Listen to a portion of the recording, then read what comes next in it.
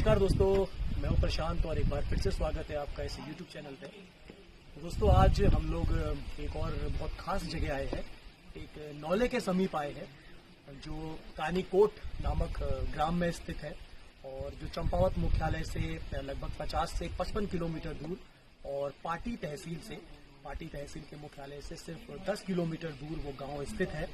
और बहुत खूबसूरत नौला है और इस नौले की बहुत सारी खासियत है। और जितने नौले मैंने देखे हैं, जितने नौले मैंने पढ़े हैं, सुने हैं, तो उन सब नौलों में एक अलग तरीके का इसका स्थापत्य है और बहुत दुर्लभ मूर्तियां इसमें है। और इसका पानी बहुत पवित्र माना जाता है, धार्मिक अनुष्ठानों में उसका नियमित रूप से प्रयोग होता है। और उसके साथ साथ यहाँ के लोगों की जो दैनिक जीवन से संबंधित आवश्यकताएं हैं, तो उन आवश्यकताओं को भी ये नौला पूरा करता है। और लगभग 13वीं से 14वीं शताब्दी का निर्मित ये नौला है और बहुत खूबसूरत तरीके से इसको बनाया गया है। इसमें स्तंभ है, इसमें एक बेहतर चौड़ा बरामदा है और एक बढ़िया आयताकार कुंड है और गवाक्ष बने हुए हैं इसकी भित्तियों में। तो आइए देखते हैं इस नौले को करीब से और देखते हैं कि किस तरीके से ये महत्वपूर्ण है, इसका ऐतिहासिक महत्व क्या है और किस तरीके से यहाँ के लोगों के यूज में इसको लाया जाता है। तो इस कानीकोट के इस नौले के समीप हम लोग पहुंच चुके हैं और आप देख सकते हैं कि ये कितना खूबसूरत नौला है। आप इसका यहाँ पे डिजाइन देखें तो ये अपने आप में अद्भुत है। तो सबसे पहले बात करते हैं नौले की। यहाँ के जो राजवंश थे, चाहे वो चंद राजवंश हो या फिर कत्यूरी राजवंश हो या फिर यहाँ पर अलग अलग छोटे छोटे एरियो के जितने भी मांडलिक राजा थे, तो उन लोगों के जो स्थापत्य के नमूने थे उसमें मंदिर आते हैं, उसमें किले आते हैं, उसमें बिरखम आते हैं, उसमें राहगीरों के आराम करने के लिए सराय आती है और साथ साथ जो महत्वपूर्ण स्थापत्य का उनका एक नमूना है वो है नौले। तो विभिन्न उन्होंने अलग अलग जगह पे नौले बनाए और नौले बेसिकली एक पानी का स्थान है और प्राकृतिक स्रोत जहां जहां से पहाड़ों में फूटते थे, तो उनकी जगह के आधार पर और उनकी धार्मिक महत्ता के आधार पर, धार्मिक प्रयोजन के उद्देश्य से इन नौलों में एक मंदिर नुमा आकृति बना दी जाती थी, जिसको बाद में नौला कहा जाने लगा। नौले भी अलग अलग प्रकार के थे। एक नौला जो एक सामान्य जीवन में जब हम पानी यूज करते हैं उसके काम आता था और एक नौला पर्टिकुलरली जो धार्मिक अनुष्ठान होते हैं उनको पूर्ण करने के लिए बनाए जाते थे। तो ये नौला भी इसी प्रकार का है जिसमें धार्मिक अनुष्ठान भी किए जाते हैं और जरूरत के आधार पर इसको पीने में या फिर अन्य जितने भी हमारे उपयोग की चीजें हैं उसमें इसके पानी को लाया जाता है। तो देख सकते हैं नौला एक अलग डिजाइन है। हमने अपने पहले ही वीडियोस में भी कई सारे नौलों को आप लोगों के सामने रखा। देख सकते हैं डिफरेंट टाइप का नौला है।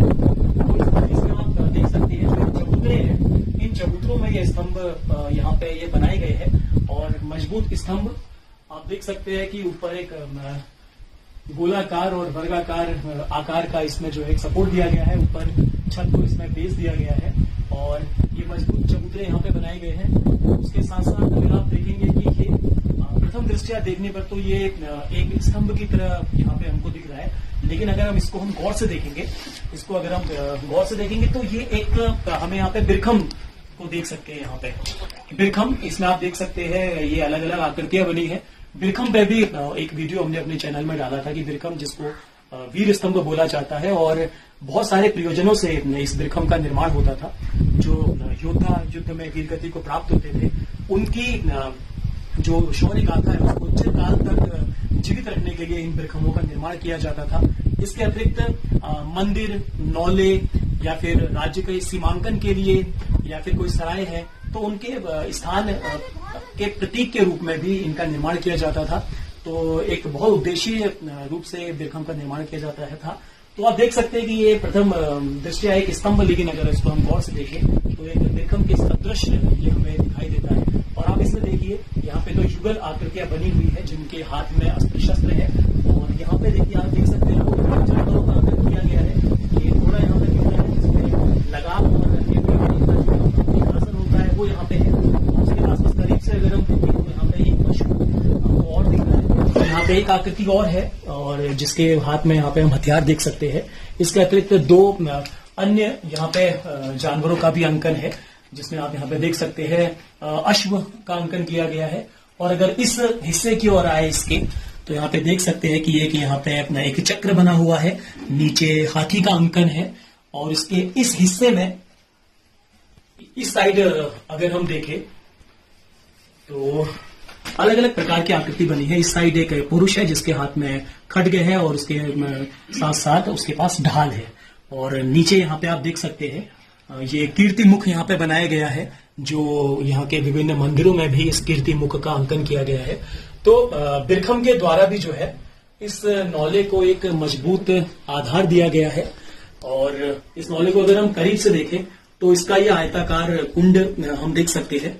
ये आयताकार कुंड जिसमें 3 सोपान हमको दिखाई दे रहे हैं, और इस आयताकार कुंड के नीचे जैसे यहाँ के लोग बताते हैं और जिनसे अभी हम बात करने की कोशिश करेंगे कि इस नौले के 2 तल बल बताए जाते हैं, और इसकी अगर दीवारें देखें तो काफी अलंकृत दीवारें हैं। इन दीवारों में आप तीनों साइड 3 ब्रैकेट्स जो है गवाक्ष ये देख सकते हैं, और इन तीनों गवाक्ष की जो खास बात ये है, इनकी जो बाहर की जो हिस्सा है वो काफी अलंकृत है।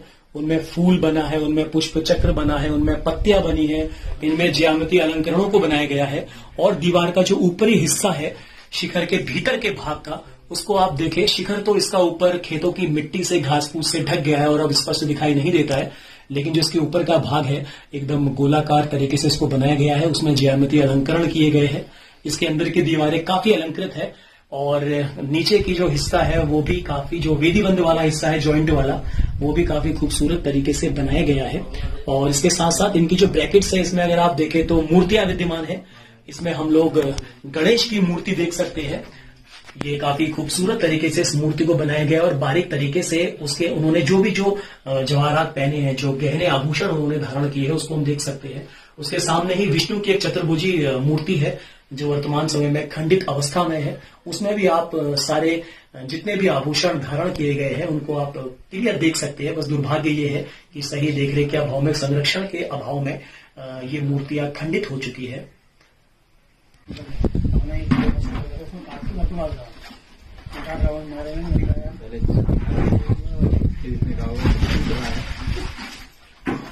तो मेरे साथ यहाँ पर स्थानीय जो गांव है यहाँ का, उनके एक स्थानीय नौजवान है यहाँ पे, जिनका जो शिक्षक भी है, जिनका नाम श्री हरि सिंह मेहता जी है, वो हमारे साथ है और उनसे हम जानते हैं इस नौले से संबंधित बातें।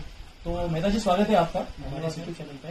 तो मेहता जी, ये जो नौला है तो इसके आसपास जैसे हम देख रहे हैं कि थोड़ा बदहाल अवस्था में है, ऊपर झाड़ियां है, जिसके कारण इसका जो मूल स्वरूप है वो दिखाई नहीं देता है। ठीक है, तो ये अभी आपको सामने दिख रहा है नौला जी, ऊपर झाड़ियां भी पड़ी हैं जी। इसको हम ही बच्चे, गांव के बच्चे आते हैं, वही सफाई करते हैं जी जी जी। इसके आसपास भी यहाँ पे कई धार्मिक जो है जी सर जी, जैसे यहाँ देवीधुरा, रीठा साहिब जी, पर्यटन स्थल बहुत सारे हैं। अगर इसको संरक्षित किया जाए गवर्नमेंट की तरफ से जी, तो या फिर पुरातत्व विभाग की तरफ से जी, तो संरक्षित होगा तो ये नौला जी। बताया जाता है मेहता जी की इस तरीके के नौले कम आकृति के हैं जी सर, ये सही बात है जी जी जी। और मेहता जी, इसमें वैसे अभी हमने यहाँ कई लोगों से बातचीत की तो उन्होंने कहा कि ये नौला काफी गहरा है। हाँ सर, तो ये क्या इसका ऐसा ये कहानी है इस नौले की? जी सर, गहरा है। इसमें एक तल तो अभी हमें दिख रहा है सामने ऊपर से, और एक तल इसके जस्ट नीचे है, नीचे थोड़ा सा एक होल दिख रहा है उसमें जी। गर्मियों के दिनों में ये पानी बहुत ही एकदम कूल होता है जी जी। तो क्या है इसमें, जैसे जो इसका 2 तल है, नीचे वाला तल भी सेम इसी के बराबर, जो बाहर आयताकार ऊपर दिख रहा है जी, इतना ही नीचे, इससे दुगुना गहरा इसमें नीचे वाला जो बेस है इसका नीचे, इससे दुगुना गहरा है। उसमें क्या है कि वहीं जाके हम लोग पानी भरते थे। अब धीरे धीरे क्या हुआ, जैसे पानी लगातार भरते गया, इसमें नीचे चट्टानें हैं, वो पानी से क्या हो गई, गलने लग गई। तो चूना पत्थर जो है, हम बोलते हैं चूना पत्थर, वो गलने लग गया। तो ऊपर की जो चट्टानें हैं या फिर पत्थर हैं वो धस के नीचे जाने लग गए जी।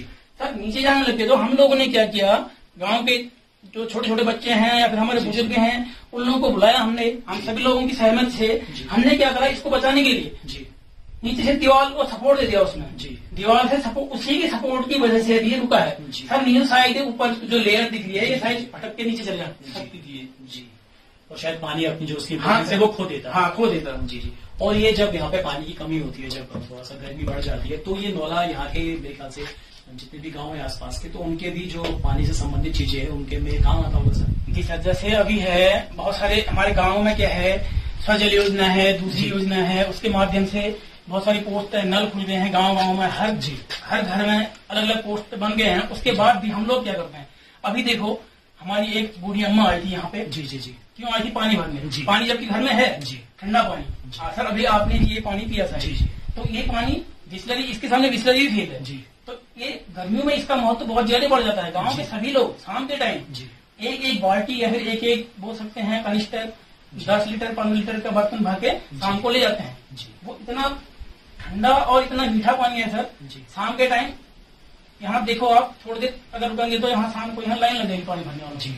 तो इसी की वजह से हम लोग सोच रहे हैं कि इसको थोड़ा बचाया जाए। बचाया जाए, उसके बाद थोड़ा इसका संरक्षण किया जाए। तो जैसे जैसे थोड़ा संरक्षण होगा तो इसका हो सकता है आने वाले समय में पर्यटन की दृष्टि से इसको महत्व मिल जाए। तो हो सकता है पर्यटन की दृष्टि से महत्व मिल जाए, तो हो सकता है इसकी जो दशा है या दिशा है वो बदल जाए सर। बहुत बहुत धन्यवाद सर आपका। Thank you sir. और आप देख सकते हैं अपने कि ये कितना महत्वपूर्ण नौला है इस क्षेत्र का, जो धार्मिक अनुष्ठानों के साथ साथ मनुष्य के जो दैनिक जीवन से संबंधित काम है उसमें भी ये नौला जो है अपनी सहभागिता निभाता है। तो लेकिन अभी भी बहुत ज्यादा आवश्यकता है ऐसे जो ये ऐतिहासिक धरोहर है जो हमारे इतिहास से सीधे जुड़ी हुई है उनको बचाने की, संरक्षित करने की। और जितने भी हमारे पहाड़ के जो स्थानीय लोग हैं, गांव के लोग हैं, वो वाकई में बहुत प्रशंसा के पात्र है, सराहना के पात्र है, जो अपने सीमित संसाधनों के अंतर्गत ही ऐसी धरोहरों को बचाने का प्रयास कर रहे हैं अपने स्तर से। हम सबको मिलकर एक प्रयास करना होगा जिसमें यहाँ के स्थानीय लोग, स्थानीय जनप्रतिनिधि, प्रशासन, पुरातत्व विभाग या पर्यटन से संबंधित जितने भी रिस्पॉन्सिबल लोग हैं, हम सब लोग मिलकर आगे आए और ऐसी महत्वपूर्ण सांस्कृतिक ऐतिहासिक धरोहरों को संरक्षित करने का प्रयास करें, जिससे इससे जितने भी होने वाले हमको फायदे हैं, जितनी भी हमारी जो मान्यताएं हैं, जो संवेदनाएं हमारी इन स्थानों से जुड़ी है, वो बची रह सके और आगे आने वाली पीढ़ी को इनके ऐतिहासिक इम्पोर्टेंस की जानकारी हो, इनके हमारे रेगुलर यूजेस के इम्पोर्टेंस की जानकारी हो, तभी हम एक बेहतर तरीके से अपने क्षेत्र का विकास कर सकते हैं।